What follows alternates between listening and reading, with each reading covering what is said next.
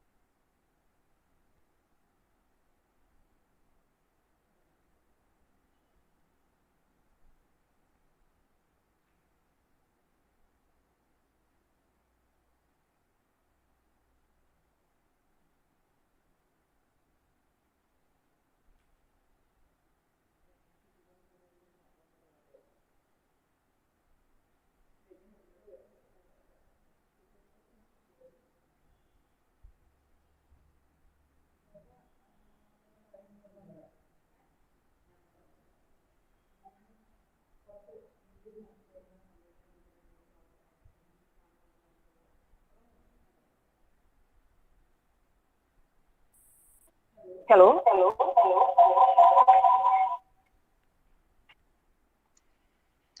Hi. Hi, KG. Rekha. We'll start. Yeah. Richu, please.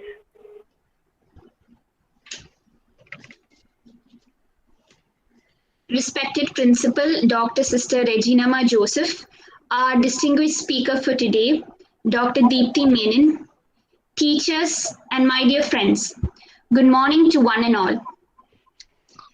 Jamie Paolinitti once said, limitations live in our minds, but if we use our imagination, our possibilities become limitless. We are indeed privileged to be a part of this webinar to broaden our imaginations and discover our possibilities, especially in the field of nanotechnology. I, Ritualist Roy, invite you all to this esteemed webinar series on research methodology organized by the science departments in association with IQAC Alfonso College Palai on the topic nanotechnology, limitless possibilities in medicine. To begin with, I would like to invite Ms. Anita Anthony from the Department of Botany for the prayer song.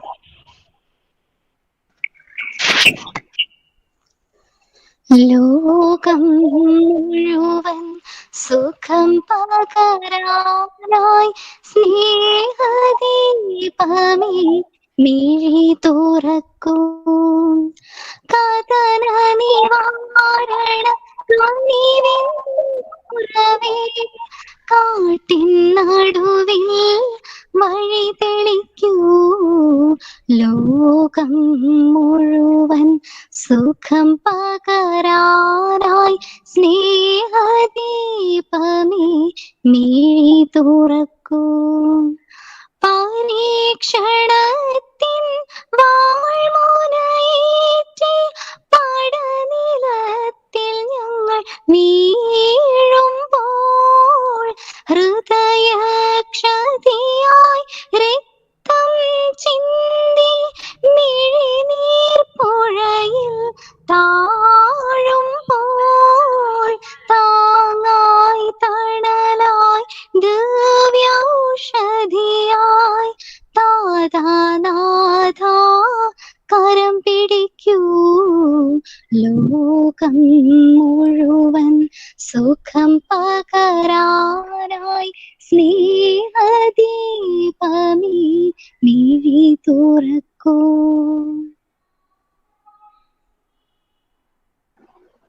Thank you, Anita. I now invite Dr. Kochurani George, Assistant Professor, Department of Chemistry, to give us the welcome address. Ma'am, please. A very warm good morning to one and all. Research is the distance between an idea and its realization. The IQAC and Science Departments of Alfonso College Pala organize a webinar series on research methodology to ensure that you get a proper guidance in your quest from known to unknown. Now, let me move on to my duty.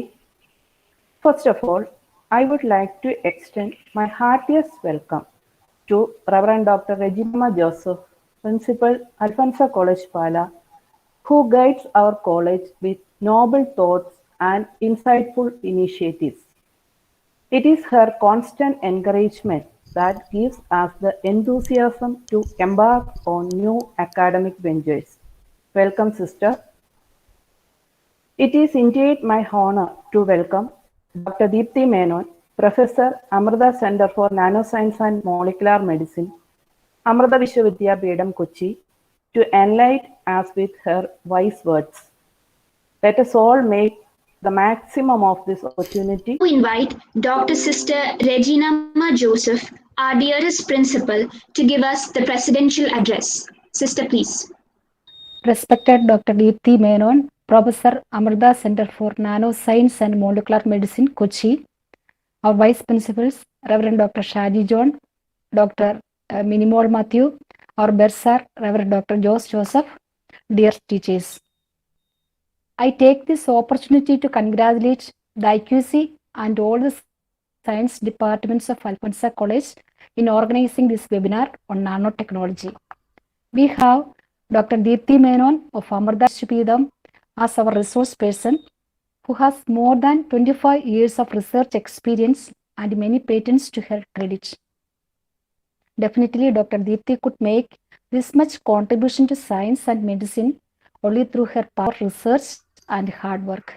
I urge you, my dear colleagues and students, to put your wholehearted enthusiasm and hard work into your studies and research passionately. As Dr. Kuruvilla Joseph of IIST Trivandrum reminded us last week, our research must arise out of our curiosity and passion for intellectual knowledge.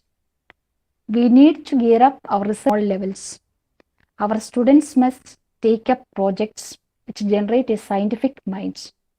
You must work on it not just for the completion of the course, but must prepare yourselves for laying all higher studies.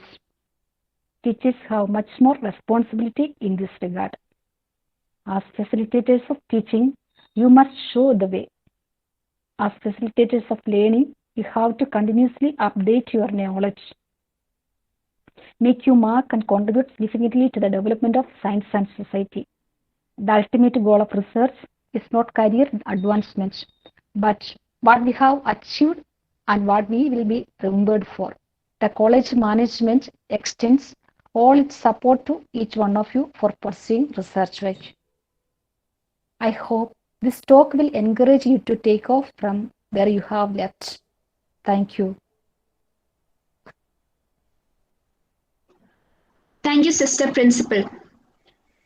I now call up Donna Maria Biju from the Department of Physics to introduce the resource personality for today. Good morning to all. It's my great pleasure to introduce the guest of honor and speaker for today's occasion. Dr. Deepthi Menon is a professor at the Amarda Center for Nanoscience and Molecular Medicine, Amarda Vishwa Vidyapeetham. She completed her master's degree in physics from Cochin University of Science and Technology and doctoral degree in physics from Indian Institute of Science, Bangalore, with doctoral trainings from the Technical University of Eindhoven, the Netherlands, National Cancer Institute, Maryland, USA, and International School of Photonics, Cochin University. She joined Amarda in 2006 to work at the interface of material science and biology. Her research work applies the use of advanced materials and technologies to various realms of biomedical problems such as cancer, regenerative medicine, etc. Dr. Menon's research laboratory focuses on the design and development of multifunctional nanomaterials for cancer diagnosis and therapy based on quantum dots, magnetic and plasmonic nanomaterials. The use of biodegradable polymeric nanomaterials for drug delivery applications is also heavily explored. Her research also addresses the fabrication and evaluation of nanophased metallic materials for developing more effective biomedical implants in orthopedics, dental, and vascular applications. A recent innovation by her group is the development of high-strength biodegradable polymeric yarns by the electrospinning. Dr. Deepthi has received several recognitions in her research career, which includes the Young Research Award from International Union of Materials Research 1999, Young Scientist Fellowship from Department of Science and Technology 2002, Rapid Young Investigator Grant from Department of Biotechnology 2007, and Boycast Fellowship from Department of Science and Technology 2000. Her lab group has produced over 70 research publications, 45 conference presentations, 4 book chapters, and 5 professional or full patents. She is a member of the Materials Research Society for Biomaterials, Photonic Society of India, and American Chemical Society. Now, let's all hear Dr. Deepthi's words about her work in nanoscience and get inspired. Thank you. .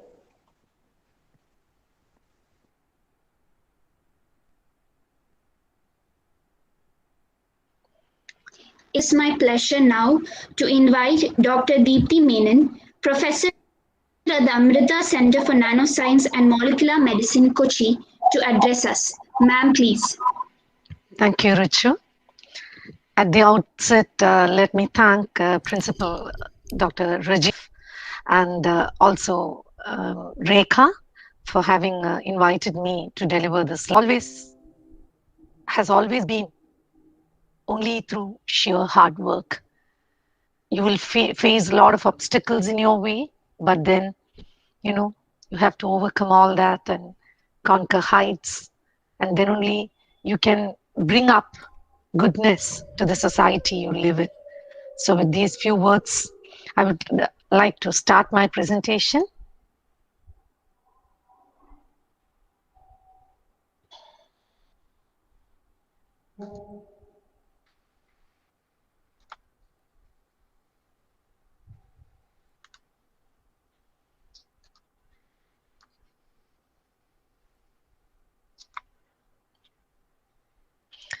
Can you all see my slide? Yes, ma'am. Yeah. So I'm good to go. So I have titled my topic for the day as Nanotechnology, Limitless Possibilities in Medicine. So before I start, I just would like to introduce this particular place to the people who are not familiar with this. I come from Amrita Center for Nanosciences and Molecular Medicine, which is actually a part of Amrita Hospital. This is where the first nanobio center with research and academic components is housed in the Kochi campus.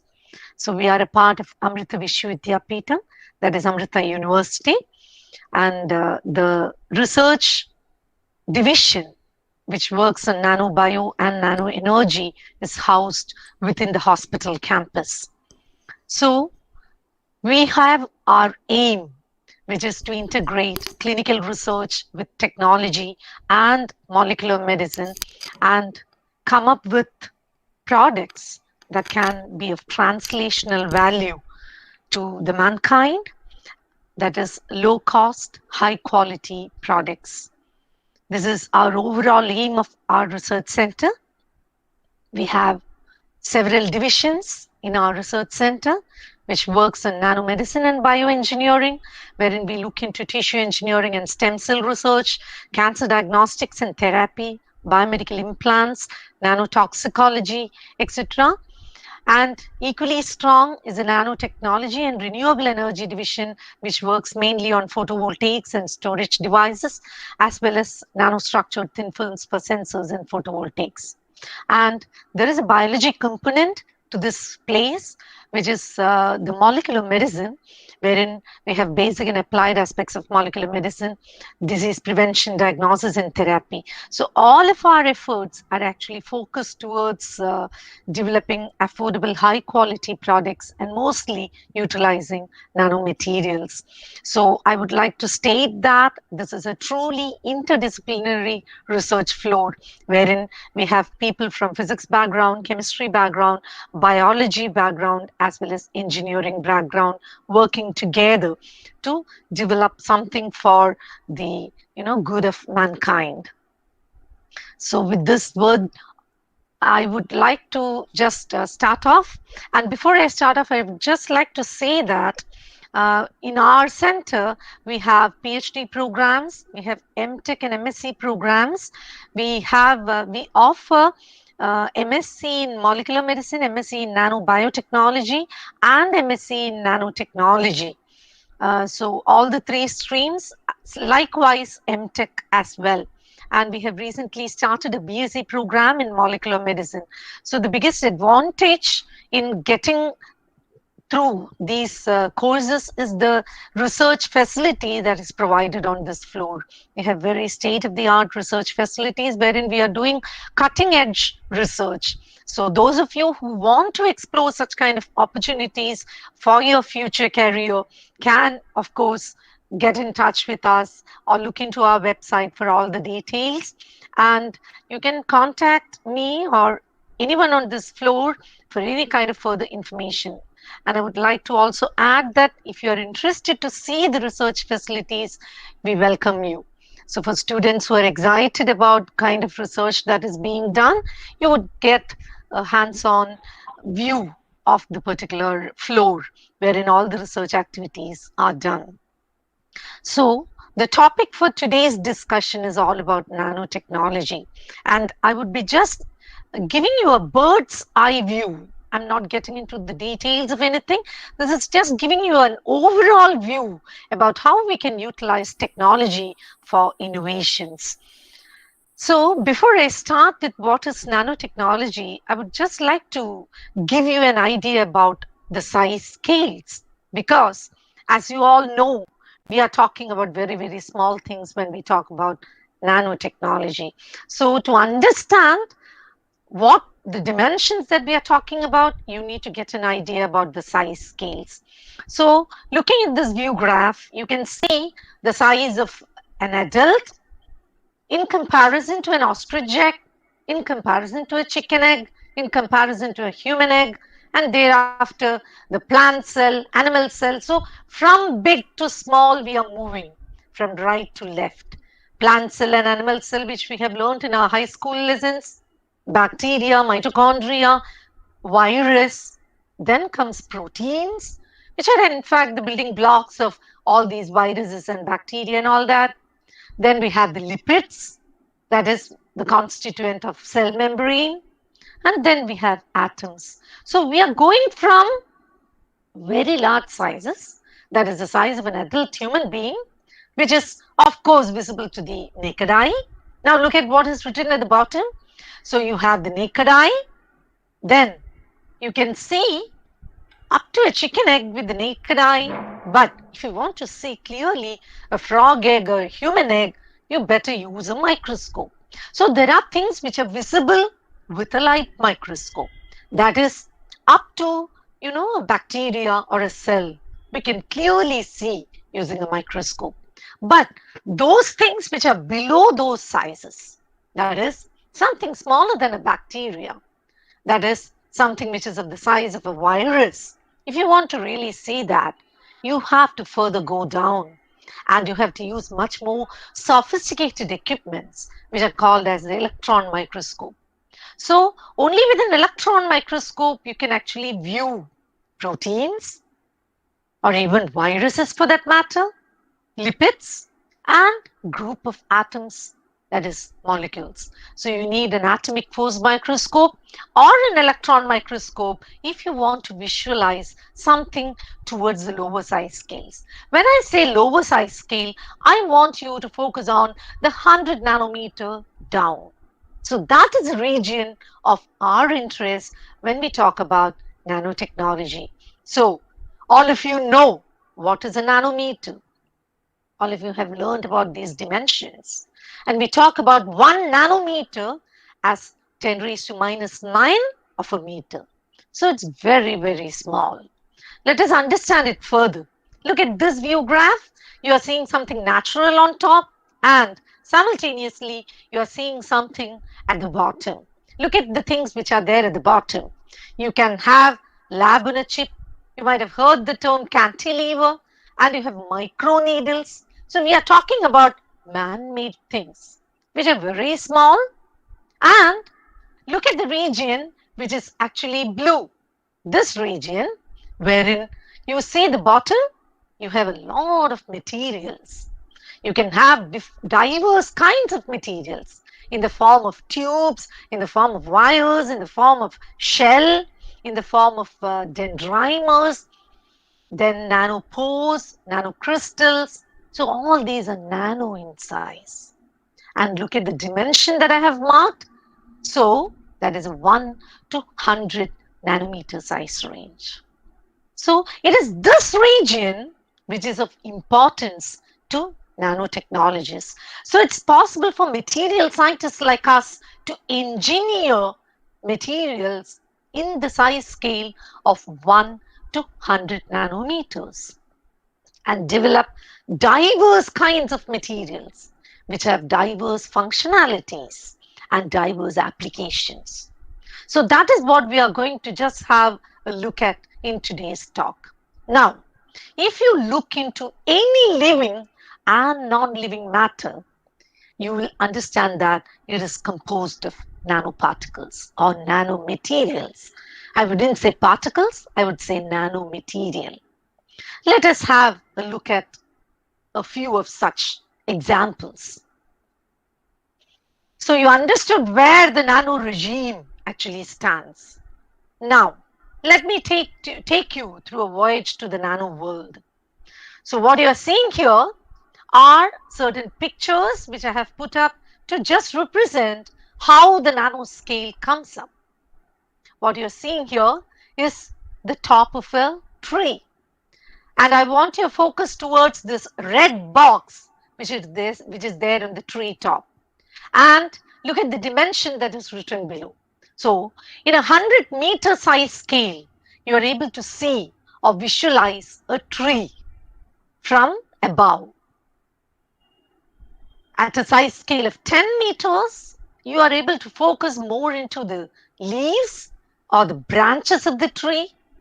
At a size scale of 1 meter. So basically, what I'm trying to show you is when we go down and down in size, what exactly are we observing? That's all what I wanted to show. So at a size scale of 1 meter, you are actually on the tree top and you're able to focus on a group of leaves. Further down, you're able to focus on one leaf or a very few groups of leaves at 100 millimeters. Again focusing, I'm going to look at one leaf and you can very clearly see the veins, the structures on the leaf in a size scale of 10 millimeters. At 1 millimeter, you are able to see the small structures that are underneath the leaf. Further down, you are seeing some definite pattern in the structures at 100 microns. Look at that. At 10 micron, you are able to see it much further. And you are seeing some greenish structures that might resemble a group of cells. So at 1 micron size scale, you are seeing a single plant cell. Go down further into the cell and you're able to see the chromatin structures. What are the chromatin structures made up of? All of you know it is DNA. So you're able to visualize the DNA at a size scale of 10 nanometers. That's the DNA helix. Now ask yourself the question, what is a DNA helix? It is nothing but a collection of atoms, which we call as molecules. You know what all are there in the DNA helix. You always have learned about A, T, G, C and all that. What is that in turn? Amino acids. What is that made up of? Atoms and molecules. So if you look into the finer structure that we can visualize now, which is 1 nanometer, we will see that there is nothing but a group of atoms and molecules. So where did I start with?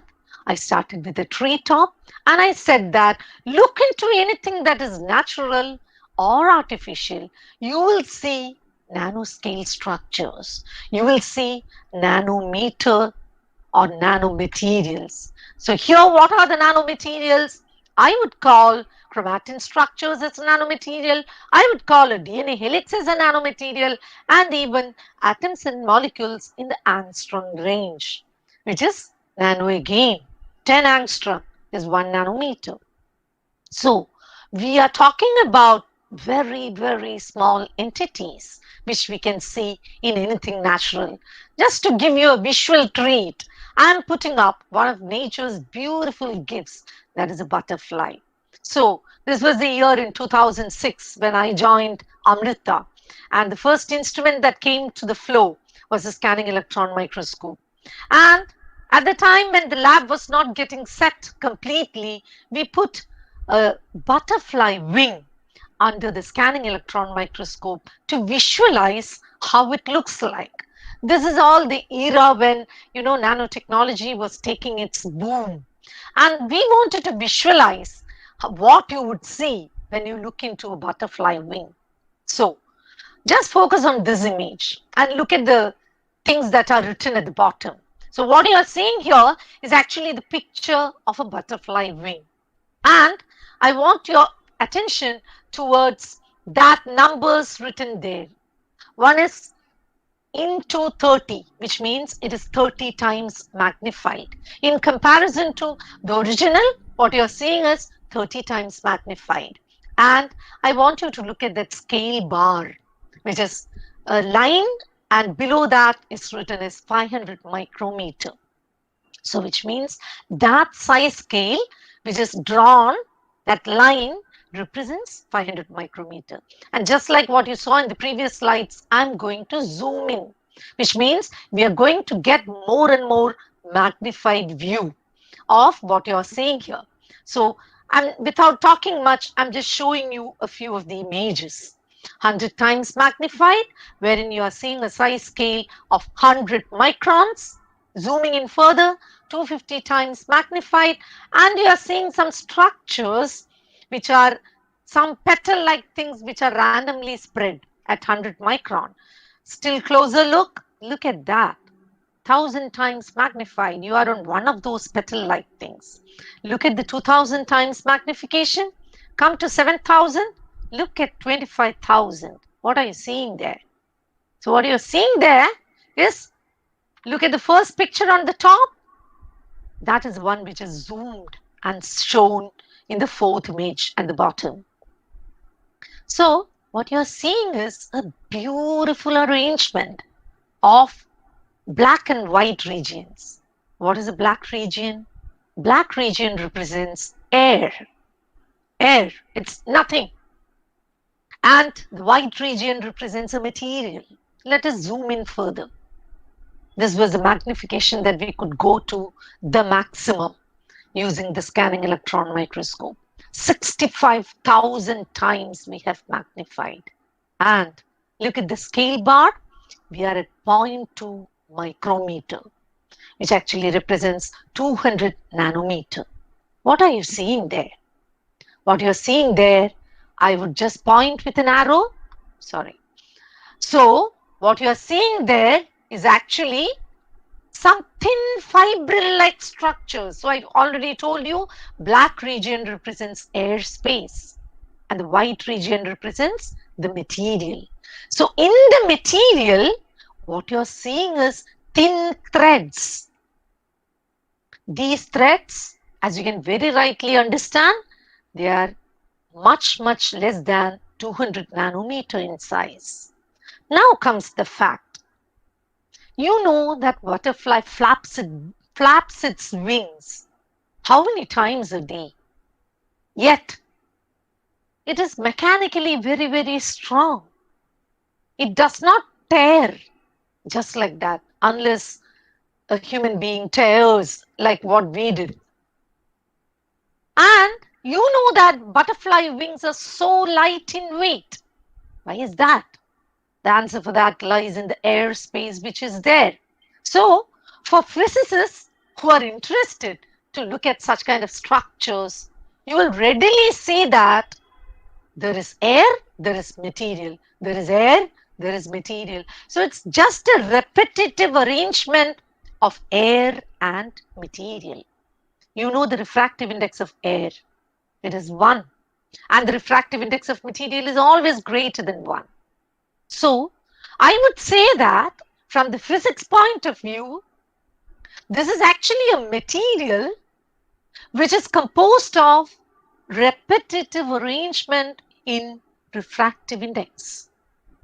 So what? This will actually help you to reflect certain light of certain wavelength. So here you have a natural material which is like a photonic material.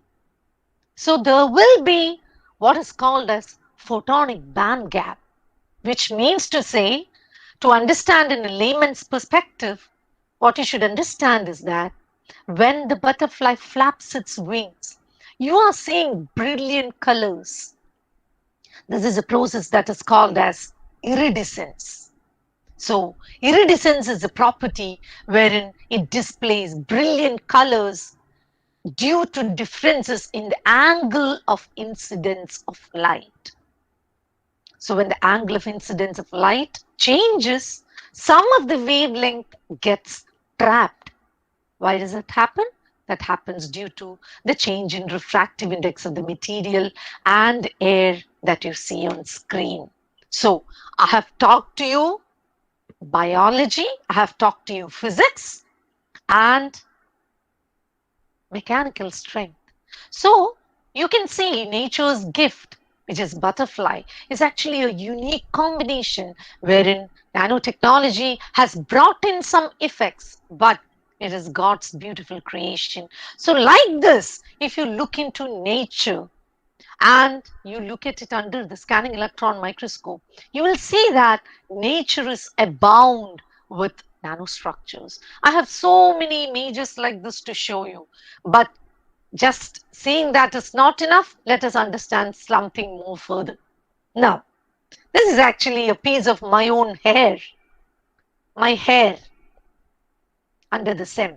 These were all images that were captured in the early days of my start here in 2006. So, we had made some material, okay, which we call as nanomaterial, and we wanted to see how it looks in comparison to a hair. Why? Because I had made some fibers that are very, very small, which we call as nanofibers. So again, I'm just zooming in, okay? Look at it closely. What are you seeing? So what you are seeing as the big log there is your human hair. And from there, you are seeing something at the backdrop. You are seeing something so very thin than your human hair. So imagine, how thick is your hair? Typically less than 100 micron. One hair, one strand of your hair is less than 100 micron. But what you're seeing here is so many times smaller than your hair. And these are what are called as nanofibers. These are the kind of materials that we work with on this floor. Not only we, but whoever works with nanomaterials explore such kind of materials for diverse applications. So what I wanted to show you is what you think as very, very thin, that is one human hair, is so much more thicker than the nanofibers that you're seeing on screen. So we are talking about so very small dimensions. Okay. So that is about something which we made in the lab and compared with a human hair.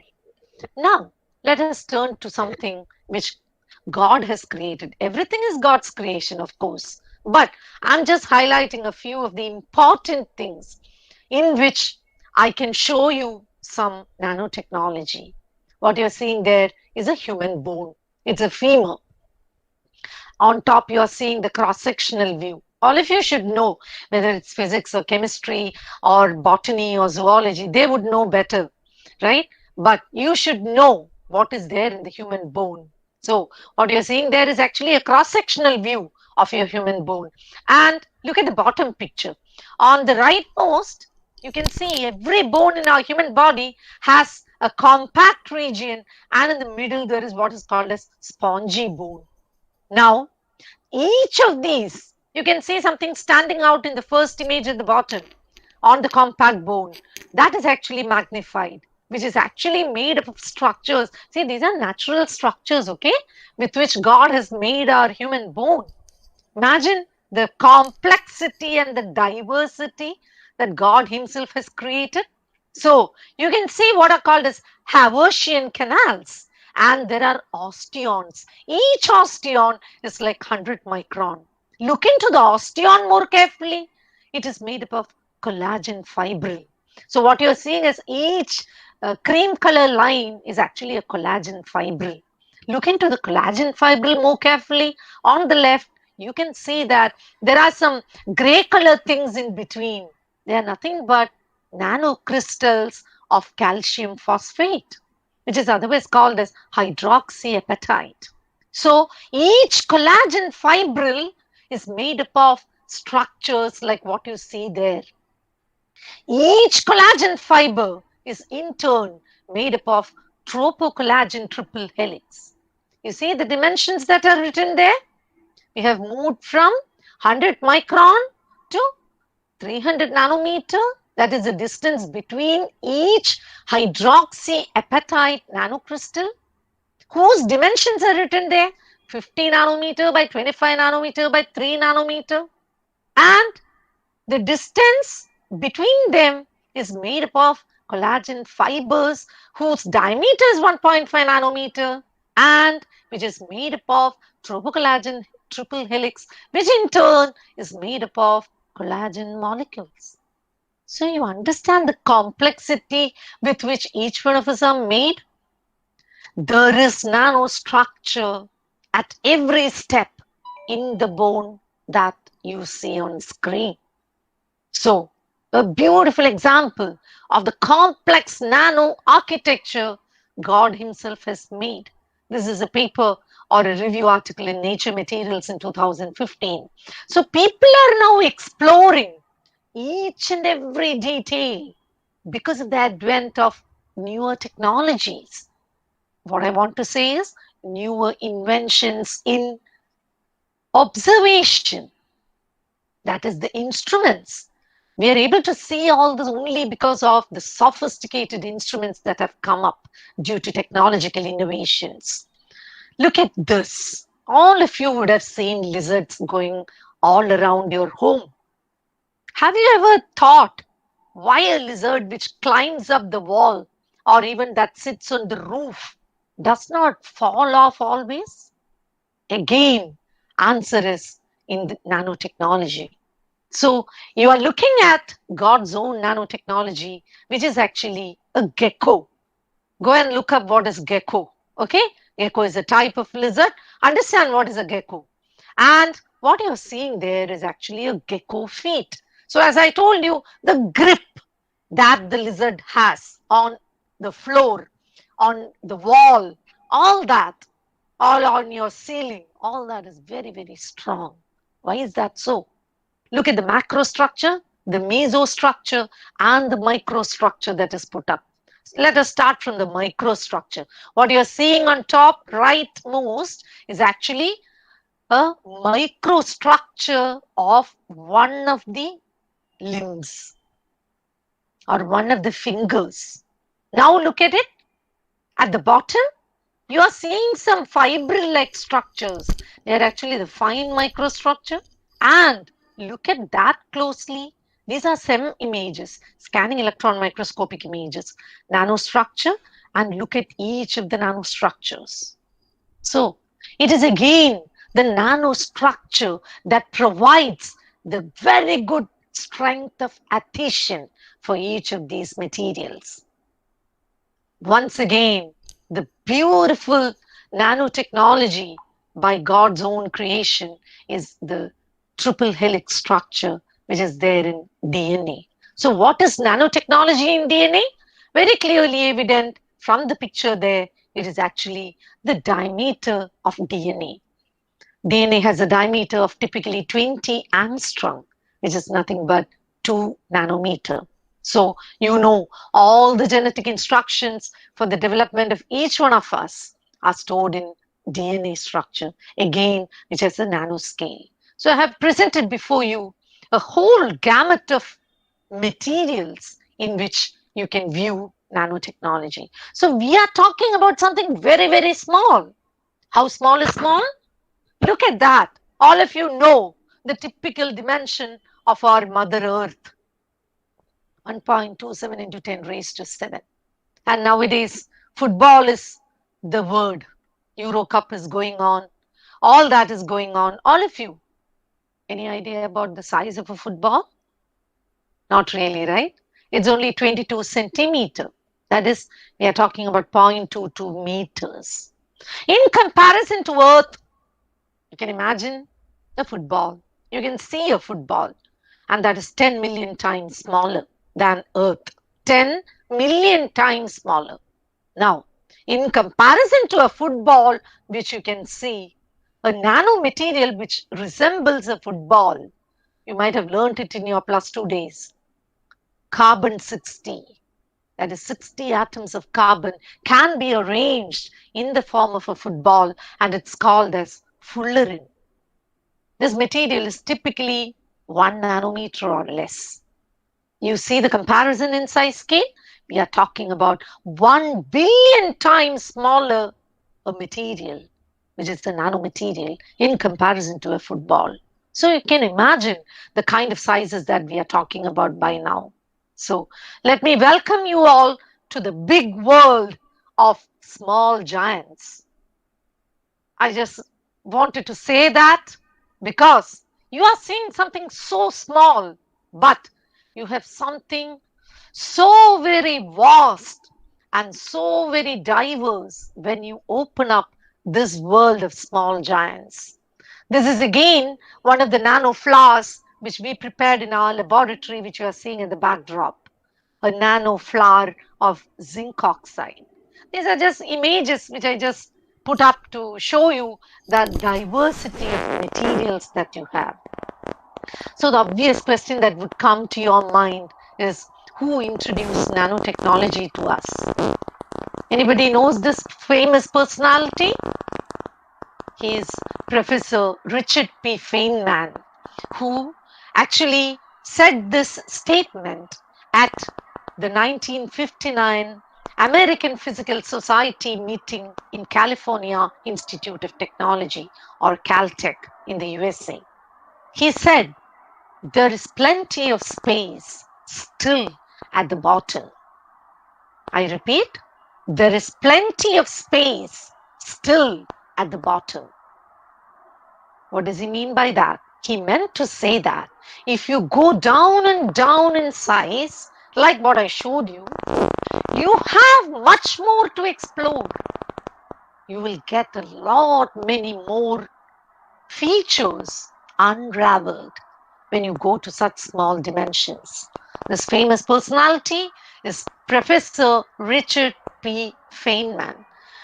And I'm sure at least a few of you would have seen his book, which is very, very useful, Feynman's lecture series. There is volume 1, volume 2, and volume 3.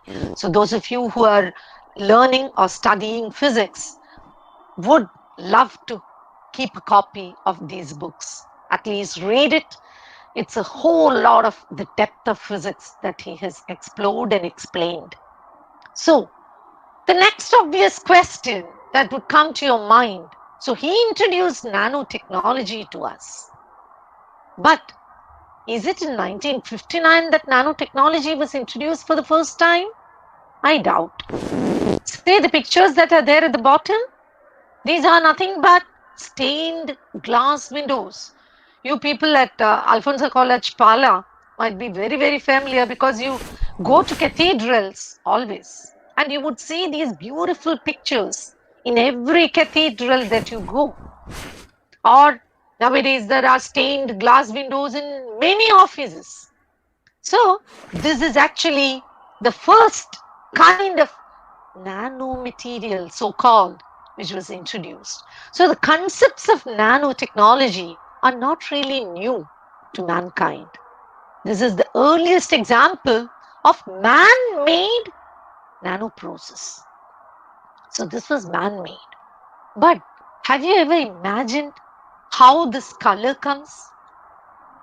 Hundreds of years ago, it was known as art. So these are a closer look. Now we call it nanotechnology. Why?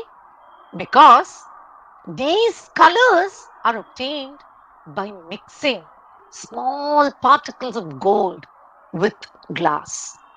So if you have red stain, you will see that by mixing particles of gold, which are 20 nanometers in size, you can get red color.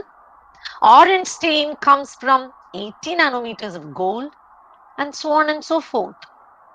Look at that. So what you're seeing is nothing new. These were actually the art that were done by medieval artisans way back in the 14th century. But Who told you that they are nanoparticles? It was only with the advent of recent technologies like the scanning electron microscope, atomic force microscope, etc., that people could actually visualize that what you're mixing in glass are particles of gold and silver which are small in size. Like what I said before is shown here. Gold nanoparticles of approximately 25 will always reflect red color. Silver particles of 100 nanometer will reflect yellow. Gold, when it changes size to 50, it will reflect green. When it changes to 100 nanometer, gold will reflect yellow. So what you're seeing is different kinds of nanoparticles, different sizes and shapes can reflect different colors. A beautiful innovation which never did people know that it was nanotechnology. So all these actually came up only after 1985 with the advent of the so-called instruments or the viewing things. So with these brief words, I would like to ask you a question. Having listened thus far, what is nanoscience? So it's for us to engineer materials, study it, and manipulate it. So it's basically the study and manipulation of materials at the nanoscale. We are more interested in that size scale, which is 1 to 100 nanometers. So with nanoscience, we are going very, very small, but for big advances. Now, the obvious next thing that will come to you, what happens when, so I was talking about gold and silver. Gold and silver are not new. Gold and silver have been there from age immemorial, right? What is new about it? So the question that you should ponder is what makes technology at the nanoscale different from technology at the macro scale? So there is a small physics in it. This is nothing but the change in surface area to volume ratio. Look at the cubes that are there on the side, red and blue. The red one has a length of 10 centimeter. The blue one has a edge which is 2 centimeter. Surface area of both of them are written there. One is 600 centimeter square, 6a square, and the other is 6a square, which is 24. Look at the volume, a cube, 1000, and 2 cube, that is 8. Okay, that gives you the ratio of surface area to volume. What is that? In the bigger material, that is in the 10 centimeter cube, the ratio is 0.6 is to 1. Whereas when you have 2 centimeter, the ratio is 3 is to 1. So what are you seeing? You are seeing that as objects get smaller, they have a much higher surface area to volume ratio. This is the size scale from 10 centimeter to 2 centimeter. Look at that. Look at the graph which I have put up on the right side. What you're seeing is D, that is diameter. So we are talking about a diameter which is varying from 10 raised to 5 nanometer to 0.1 nanometer. Look at the Y, that is surface atoms. That is, how many number of atoms would occupy the surface of a material whose diameter is 100 nanometer as against 10 nanometer. You can see the values that are written there. When the size is 7 nanometer, 35% of the atoms are there on the surface. When the size reduces to 1.2 nanometer, from 7, the percentage of atoms that occupy the surface becomes 76. What does that mean? To a layman, you should understand that as you go small and small, there is no space for the atoms to sit inside. Everything has to get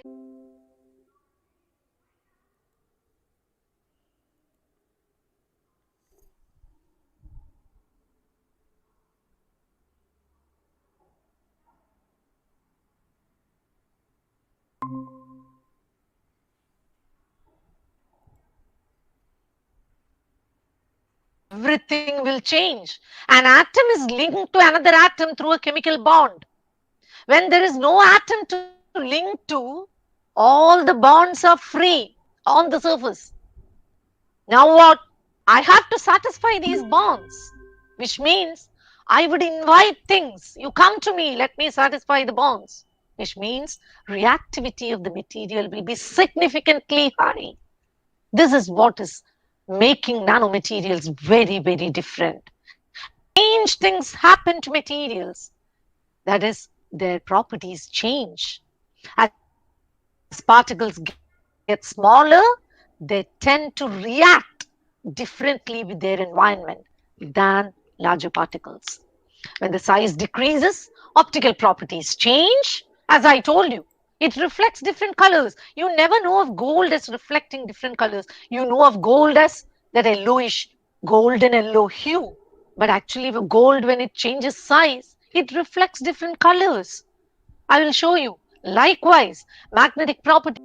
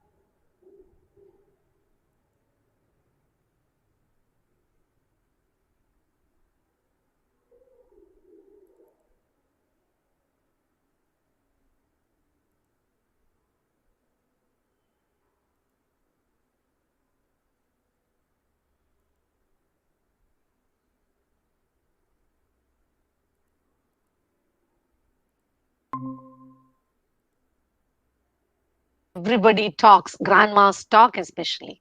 But I change it and I correct it slightly. And I will say, all gold does not glitter. Gold also, all gold will not glitter. What is familiar to you is this gold. But here, as I have been talking this far, I would say that shape, size, and composition matter. And this is the picture that I had shown earlier, wherein different sizes reflect differently. And you see this? This is the color together, and you put whatever nutrients that the cell wants to grow inside, and you develop the tissue substitute. Likewise, thus you can engineer an organ. It's a very complex procedure, but it's better than waiting for years and encountering death. You can engineer an organ and replace the diseased organ. This is where the world is heading towards. Some of it has been successful. It's not a clear success story yet.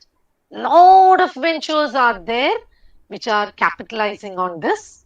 Likewise, cancer is one of the deadliest diseases, and people are trying ways to fight cancer with nanotechnology. As I told you, imagine a football. Now think of that fullerene, which is like a football. Fullerene can contain drugs. You can load drugs within.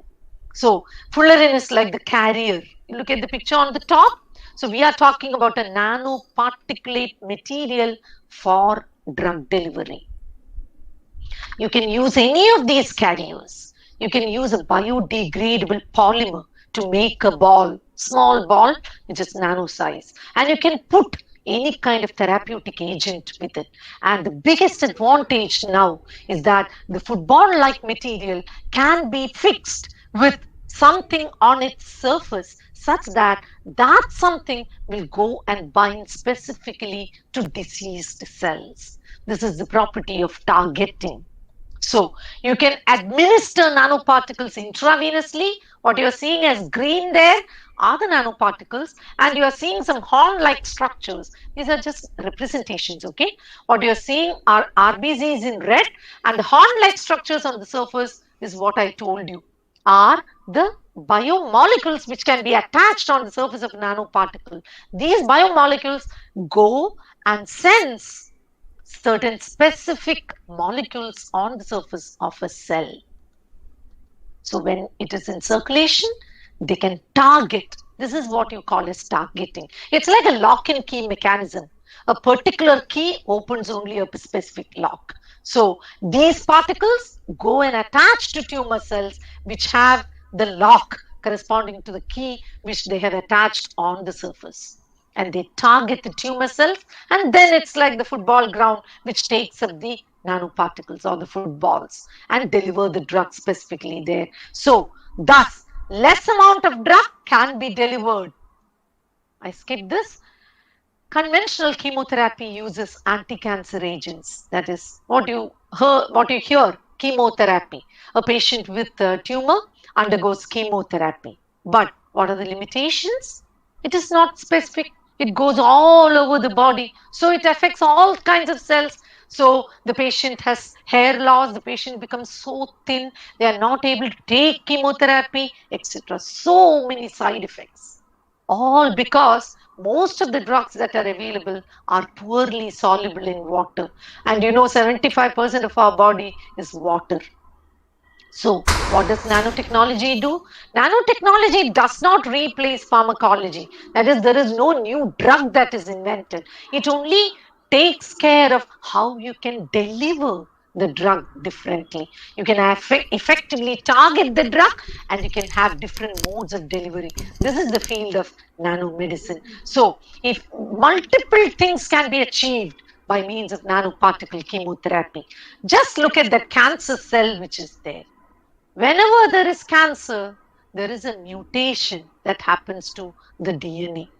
So cancer-specific DNA is available in every cancer cell. And biologically, it has been demonstrated that certain drugs can specifically target that cancer-specific DNA. Likewise, as I told you, every cancer cell has certain receptor which is overexpressed on the surface of each cell. Now, look at what nanotechnology can do. You can attach a biomolecule on the surface of a nanoparticle. You can load a within the nanoparticle. So imagine this nanoparticle that you're seeing there contains a chemo drug inside. And on the surface, there is a biomarker. Now what will happen? This nanoparticle can go and attach to the surface of the cancer cell because there is a lock and key mechanism because of the biomolecule which targets the cancer specific receptor and the chemo drug which targets the cancer specific DNA. So onto the cancer cell, we are able to deliver drugs with greater specificity, and because it's delivering directly, you have reduced doses and you can sustain the release of the drug for longer duration. Thus, you can avoid repeated chemotherapy.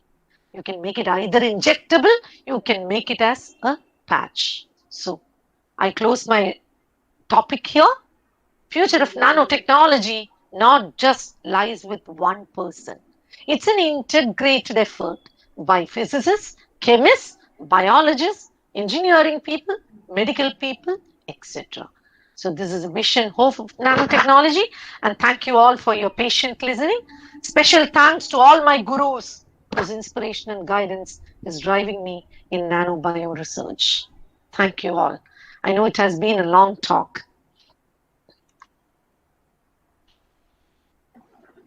Thank you, ma'am, for the very inspiring and informative session that you took for us. I believe that your session has once again made us fall in love with the field of nanotechnology. Thank you once again. Now I invite Ms. Purnima K. Bedi, Assistant Professor, Department of Zoology, for the vote of thanks. Ma'am, please. respected principal, Reverend Dr. Sister Regina Joseph, our vice principal, Reverend Father Dr. Shaji John and Dr. Minimal Matthew, our speaker of the day, Dr. Deepthi Ma'am, Bursar Joseph Pulavile, my dear colleagues and my dear students. Nanotechnology is a branch of applied science that is going to revolutionize the world in the coming decade. Many of us were having only a fundamental idea about nanotechnology, but for this past 1 hour, we have all fell in love with this subject, and Ma'am has vividly explained this subject with examples from our day-to-day life. We could observe nanomaterials in everything that is around us, including the wings of a butterfly, hair, and so on. So I express my sincere gratitude and our deep regards to Dr. Deepthi Menon, who presented the topic in such a vivid and clear-cut manner. Thank you, ma'am, once again. I express my sincere gratitude to our principal, Reverend Dr. Sister Regina Joseph, who has always shown a keen interest in equipping her students and teachers with the new streams of knowledge. Thank you, sister, for your constant support and encouragement. I extend my words of gratitude to our Vice Principals, Reverend Dr. Sister Minimal Matthew, and Reverend Father Dr. Shaji John, and our Bursar, Reverend Father Joseph Pulavili, for always standing beside us in our all endeavors. Next, I would like to thank our IQAC coordinator, Dr. Danny Matthew, and the program coordinator, Dr. Rekha Matthew, for putting all their efforts in organizing this event and making this event a grand success. I would also like to express my sincere thanks to my colleagues and my dear students for your keen participation. Thanking all of you once again. Thank you. Thank you, ma'am. I thank once again everyone, especially Mrs. Deepa Menon, for taking their time for being a part of this wonderful and informative webinar. Thank you all. See you next time. Thank you.